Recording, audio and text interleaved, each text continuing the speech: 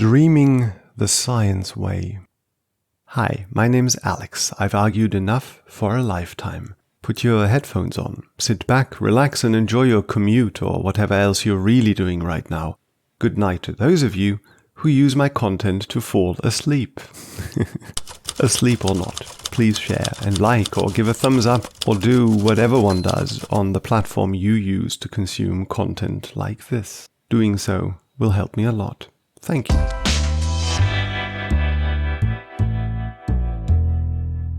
We'll start by going back to the Roaring Twenties or whatever that time between the wars was called. Towards the end of it, there was a man who got himself access to the largest telescope of his time, and he used that access to make observations. The man was Edwin Hubble, he of the latest space telescope.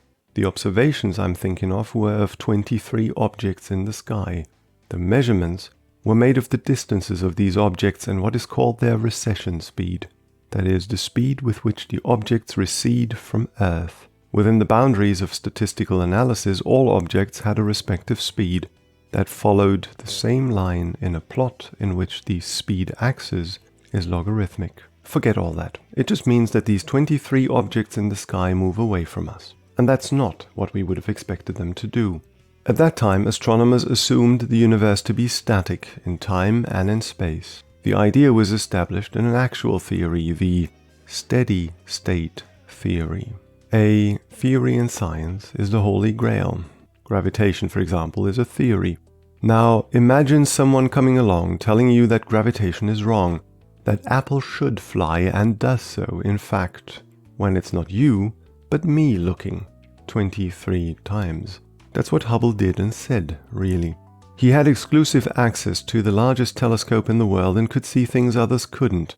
So he went to his colleagues, some of whom envied him for this access, and told them that their theory was wrong, based on only, again, 23 observations. Because that's another thing. 23 observations is, as it were, next to nothing.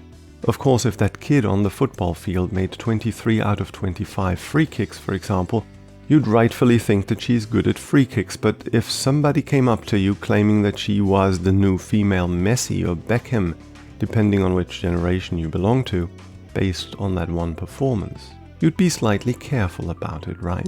Hubble's colleagues were slightly careful too. They dismissed his ideas. It's one thing to have made these 23 measurements, but quite another to challenge the theory of the day based on it. So why isn't a static universe the theory of the day anymore? Why have we replaced it with the Big Bang theory? Well, I'm sure there's going to be episodes on this in the future, but I can summarize the idea here too. Whatever we can test about the Big Bang theory we have tested, and it worked about as well as it could, and in significantly more than 23 cases. Yes, there are alternative ideas out there like modified Newtonian dynamics and some others, but they have that one problem the Big Bang theory hasn't. Some of their testable predictions were disproven by observation and experiment. That's it. There's nothing more to say from the perspective of the everyday person. The Big Bang theory is about as true as the word true implies.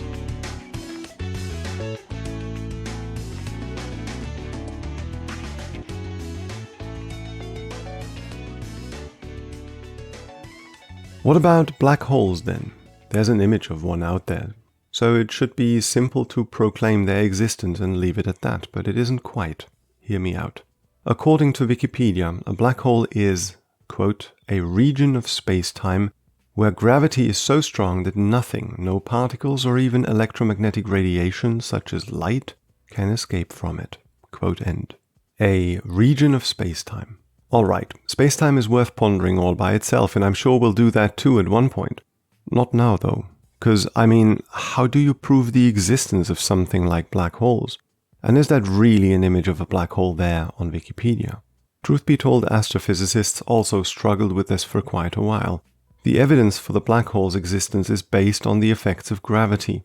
The stars around the center of our galaxy, for example, move in a way that cannot be explained without there being an object in the center, which we would be able to categorize as a black hole. There are also the gravitational waves we have found after a merger of two such stars. You get the drift. We see its effects, but we can't see the black hole itself. In other words, we know It has to be there, but we can't see it. Wait a second, black holes are stars? What is a star? Now here's a question you've never asked yourself, and the detour will be well worth it, I promise. A star is a heavenly object which has accrued so much matter that fusion reactions happen in its center, where the material is densest. Let's see. There's two forces. Gravity, which draws stuff together to a point where and when nuclear fusion can take place. The energy released during the fusion reaction needs to go somewhere, but there isn't really anywhere to go. For in order for this reaction to start, the atoms need to be tightly packed. In order for them to be tightly packed, there needs to be a lot of stuff around them. In the Sun, for example, nuclear fusion only happens in the very center, with several hundreds of thousands of kilometers or miles, whatever, worth of matter on top of it. So the energy released in the nuclear fusion reaction wants to go somewhere but can't. It pushes back against gravity and does so as much as it can. There's a balance in the end which gives the star its size. Gravity inwards, radiation pressure outwards. That's how it is. Unless something else pushes back against gravity, stuff like quantum degeneracy pressure of different kinds, and no, you don't need to look that up right now. It's complicated and changes nothing about the underlying idea of two forces. Now, these two forces and their balance determine everything. Everything you've ever heard about stars, from how they form, what they are, and how they die, all of it. See, if gravity is rather strong, the star is rather massive, obviously. There's a threshold there, I think it's 25 times the Sun's mass or something like that, above which the star will end up having a chance to become a black hole. On the way there, they have to blow up twice and create heavy elements like iron and things like that. It's all quite awesome and worth exploring. With respect to this piece, it's sufficient to say that only the very largest stars, in which this balance is skewed towards gravity about as much as it can be, become black holes. So let's go to that famous image. As mentioned, you can find it connected to the black hole article on Wikipedia, with a little explanation too. It's going nowhere and it'll stay famous for a while, so it'll be easy to find at your leisure. The point is, black holes were once a weird idea, and people didn't like this idea when it first came up, hence the name black hole. It's the same story as with the Big Bang really, but black holes like the Big Bang aren't weird anymore. At all, for we have made the invisible visible by first observing its effects and then making it appear in what artists call negative space. Awesome, isn't it?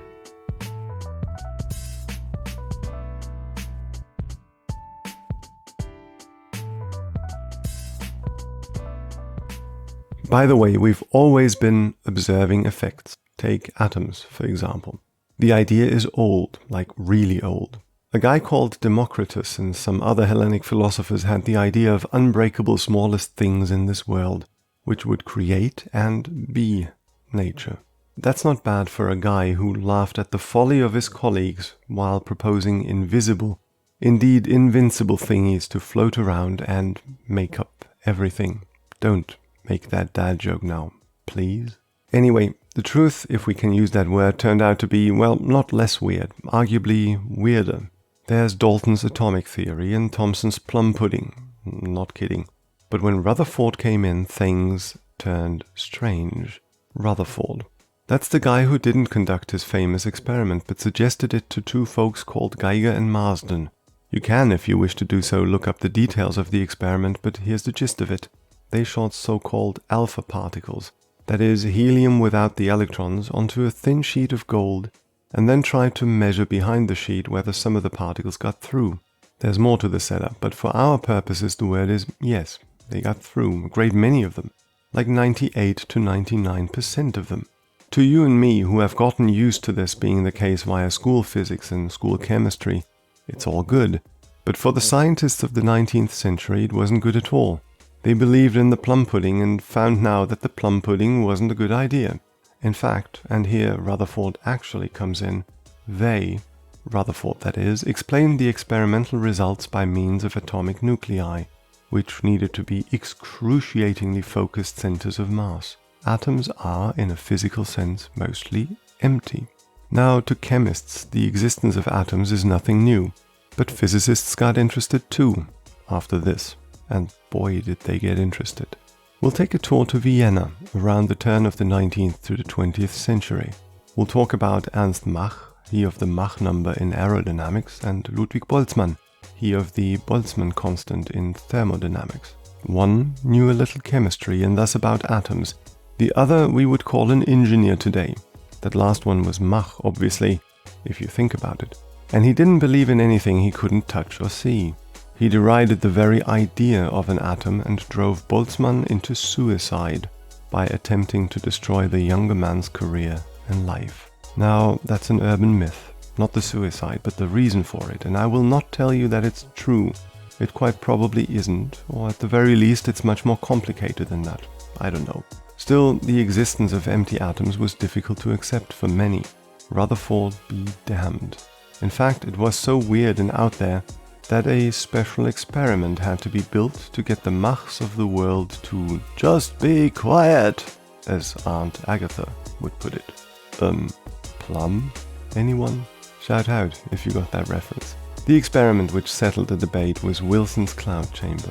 I don't know why this experiment was better to show the existence of atoms than Rutherford's or any of the other ones was. After all, the Geiger in Marsden is he of the counter, which, literally counts particles. Perhaps it's the way alpha particles were made visible. Maybe it's the connection to cosmic radiation that was to come. But Wilson did get a Nobel Prize for this. At any rate, atoms. Here they are, such as they are. And here we are, such as we are. Atoms are. They exist.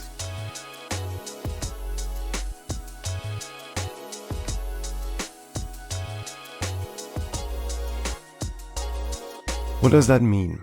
I mean, like atoms exist, quote unquote. What do we mean by that? Really? I don't know. Sorry, but I really don't. Usually, if you ask physicists stuff like that, they either talk about quantum physics, an aspect of it like particle physics, or some out there ideas, which develop from the maths in quite the obvious way. That doesn't help though, because quantum physics is really just an elaborate model to describe microscopic nature. It's a description, not reality itself. So, quantum physics. Now here's something fitting perfectly into this piece. Remember, we're talking about ideas that were weird at the time of discovery or development, though we are still at ideas which turned out to be okay. And I'll quote Wikipedia on it. Quote, "Quantum physics gradually arose from theories to explain observations which could not be reconciled with classical physics, such as Max Planck's solution in 1900, to the blackbody radiation problem, and from the correspondence between energy and frequency in Albert Einstein's 1905 paper, which explained the photoelectric effect. Early quantum theory was profoundly reconceived in the mid-1920s by Erwin Schrödinger, Werner Heisenberg, Max Born, and others. The modern theory is formulated in various specially developed mathematical formalisms. In one of them, a mathematical function, the wave function, provides information about the probability amplitude of position, momentum, and other physical properties of a particle." Quote end. I hope you noticed the word gradually. That's the science way, step by step like, explaining an observation here, testing an idea there, and then at the end you have this grand thing which powers our modern civilization a century later. However, quantum physics is the house without a foundation. It's the craziest idea of them all. You can assume that a particular mathematical transformation has physical significance, say, for example, in such a way that it will make velocity out of position or turn energy into time, physics-wise. If you assume this in the right way, then you have just formulated Heisenberg's uncertainty principles. From there, you can build up all of quantum physics and with it explain experiments and do everything. Yet, you'd still be in a position where you haven't explained the assumption to start with. Is there any good reason for you to make it? Well, let's say they haven't come up with a good reason yet. And you can do this the other way around too. In my very first quantum physics lecture at uni, the professor told us a variation of the following. "In this experiment we shall not ask what happens, we shall rather ask about the consequences of it happening." That's a big one. I spend a lot of time telling you that science is about finding the right questions and then answering these questions. Finding explanations for stuff that happens is what scientists do, right? Right? Well, yes, they do. But there are openings for other stuff as well. There's nothing wrong with asking about the consequences of something being the way it is. I mean, why should a good question always be about why stuff happens? In fact, quantum physicists have basically from the start been divided into two groups. Those who asked about the consequences of that experiment, or others like it, and those who wanted to know why it gave the results it did. The former ones led the charge to build the theory and ended up explaining why those mathematical transformations from just a minute ago make sense, physics-wise. The others still argue about multiverses and other so-called interpretations of quantum theory. The experiment? The Stern-Gerlach experiment. It's wonderfully absurd. It introduces the concept of quantum spin and even made a substantial number of scientists go F it. I don't even want to know. Let's just take it for granted and go from there. I don't think that had ever happened before then and hasn't happened since, to my knowledge. Please tell me if I'm overlooking something obvious. But yeah, quantum physics may be the foundation of modern society, but it itself has no foundation we know of. To put it bluntly, we have no right to even know about it. And yet here we are. We're awesome.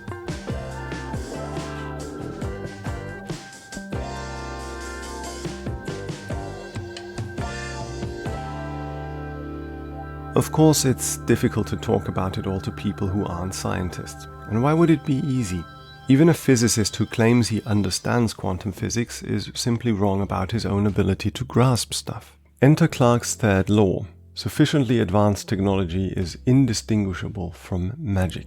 We could probably rewrite that as any technology, no matter how primitive, is magic to those who don't understand it. Yes, I'm thinking about flat earthers now. Yet not only about them, I think about us. People invest in thoughts or have their parents invest in thoughts for them. It's a daily thing. We all do it in one way or another. I mean, there's a reason customs, that is, the ways we've always done things around here, change only slowly. I had a boss, for example, who thought my biggest talent was to manage projects, and not even the reality of a decade of feedback from those I've taught could prevent him from taking me out of the classroom. Now, to be sure, I do enjoy managing projects. It's my living right now, but I didn't need to do it for a teacher's salary. Expecting me to do so was slightly surreal. And yes, there's a reality about teachers' wages here that warrants a proper re-evaluation of the whole kindness through knowledge idea. If there's one thing to get angry about, then But for all the things he might have been, a flat earther, my former boss wasn't, and hopefully still isn't. Anyway, what I'm talking about has always happened to scientists too, and even their predecessors. Don't believe me? Well, did you know that many Hellenic philosophers said, "What is beautiful has to be true," and went from there to explain the universe? We still do it. Ask any string theorist about string theory, for example.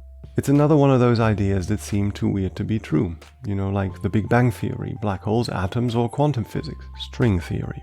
Well, we can start by being a little pedantic. It's not a theory. Gravitation is a theory. String stuff isn't, just to get that out of the way. What's string stuff then? Imagine the 3 dimensions, up, down, sideways, and back to front. How would you fit other dimensions into that? Because that's the thing about string stuff. You put another 7 dimensions in there and boom, you can explain everything. Quantum theory and gravitation combined? No problem. Everything is everything. Okay, I'll dial the tone back now. In fact, I apologize because string stuff people know what science is very well. You know, they imagine so-called localized dimensions, invisible to us, but very existing, and use these to think of strings of energy vibrating within these dimensions. I don't, to be clear, but depending on the kind of vibration, the different particles of particle physics and, as an extension, our macroscopic world would come to be. Strangely, it all works out mathematically. By the way, the word imagine is not false here. What's the hypothesis other than a sophisticated piece of imagination? Again, those guys tend to know science. I've heard string stuff being called not even wrong, and I can't say I disagree. There's nothing about it that can be tested in any way, shape or form. Yet I can't help myself but understand it all too. String stuff is beautiful and elegant, so much so that something rings true about it. And as those Hellenic philosophers said, what is beautiful has to be true. In addition, a lot of the string stuff people are really, and I mean really good at the kind of maths required in physics. And if you're good at it, then you love doing it, and then, well, hammers and problems being nails and all that. In short, I get it. I really do. Still, string theory isn't a theory. It's not even wrong. Period. Sorry.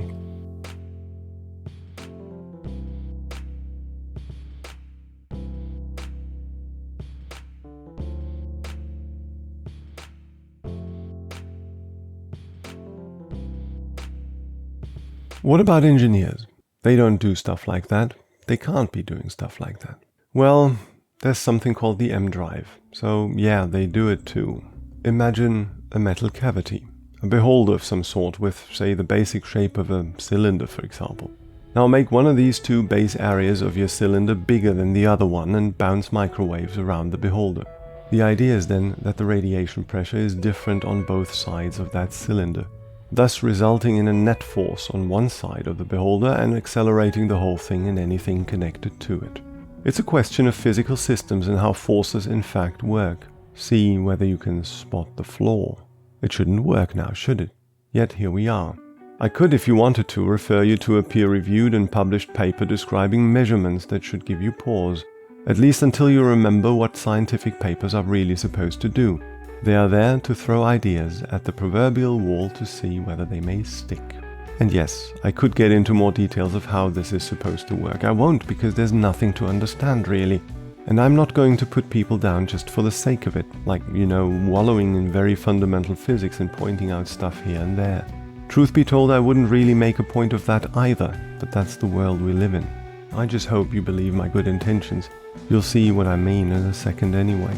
The paper itself is rather cautious, to be quite frank, and simply reports on an experiment with some results that warrant further investigation in the eyes of the researchers.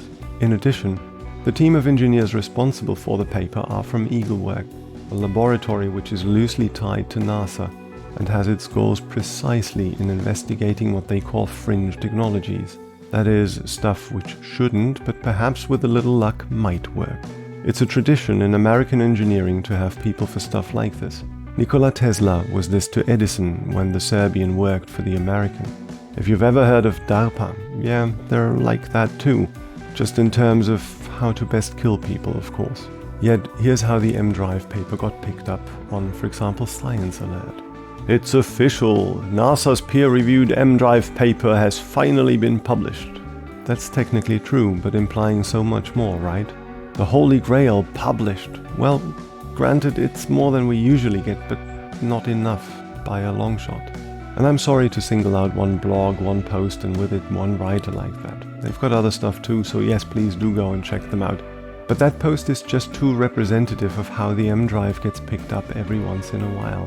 I mean, researchers talk to journalists, get sublime feedback on their own ideas in this way, and make them as interesting as possible, usually without even knowing. I've certainly fallen into that trap a couple of times myself. Another part of it may be that you are faced with rather strong counter-arguments, which, when combined with the fact that you have spent a lot of time on your idea, might just be too hard to swallow. The journalist, on the other hand, is usually quite excited about things like this. Science and technology fans, I'd venture to guess that most journalists would absolutely and utterly love to live through times of developments such as the M-Drive, as do I. In other words, I understand the researchers, I understand the journalists, but that still doesn't make the idea right. I mean, who cares about the measurements having been explained by engine eating afterwards? In this way, I'm not even sure that the way Rational Wiki treats the subject is quite right. They categorize M-Drive literature like this, and I quote, 1. Word salad of the not even wrong variety, as that phrase again. Too vague and ill-defined to generate any actual predictions. This comprises Harold White's quantum vacuum plasma crap, McCulloch's quantized inertia, and other unspecified space magic stuff. 2. Explanations which are sufficiently precise and well specified, but are demonstrably wrong.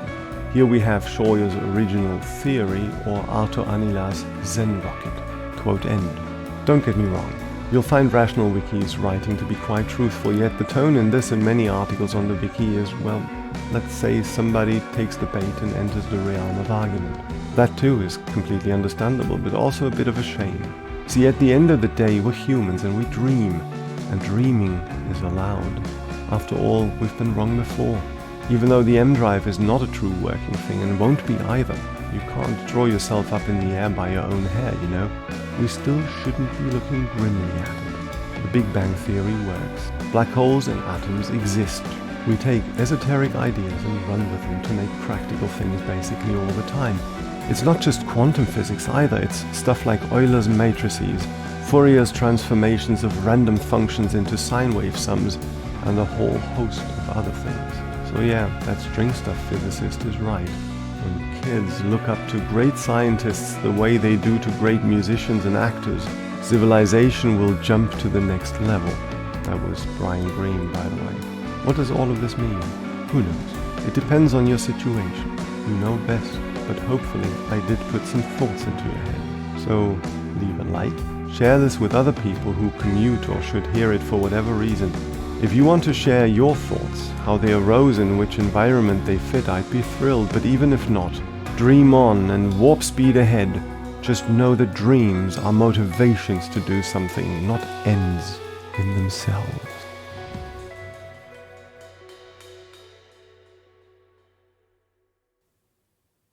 Thanks for listening. Join me on socials and YouTube or check out kindnessthrough knowledge.com to book a presentation. Until next time.